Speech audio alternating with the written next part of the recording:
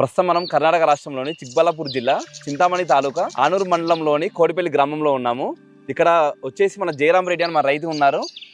అలాగే ఇక్కడ క్యాబేజ్ వచ్చేసి దీని పంట వేసేది ఎప్పుడు ఇన్ని రోజులకు పంట వస్తుందని ఆయన మాటలు తెలుసుకున్నాం. ఇప్పుడు మీరు ఎన్ని ఎకరాలు వేసారు ఈ పంట?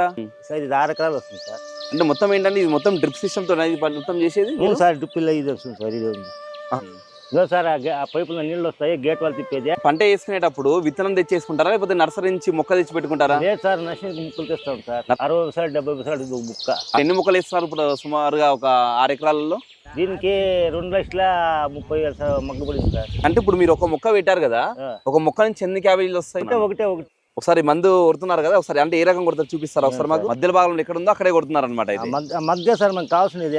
అంటే నీళ్ళు ఎలా పెట్టుకుంటారు? ఒక రోజు తప్పించి ఒక రోజు పెట్టుకుంటారు. ఇప్పుడు మనం మొక్కకు ఎంత గ్యాపింగ్ చేసుకుంటారు? ఇది ఉంటున్నారు, ఇట్లా ఉంటున్నారు సార్. సుమారు ఎంత ఖర్చు వచ్చింది మీకు? 4 లక్షలు వచ్చింది. 12 లక్షలు రూపాయలు మిగిలినాయి.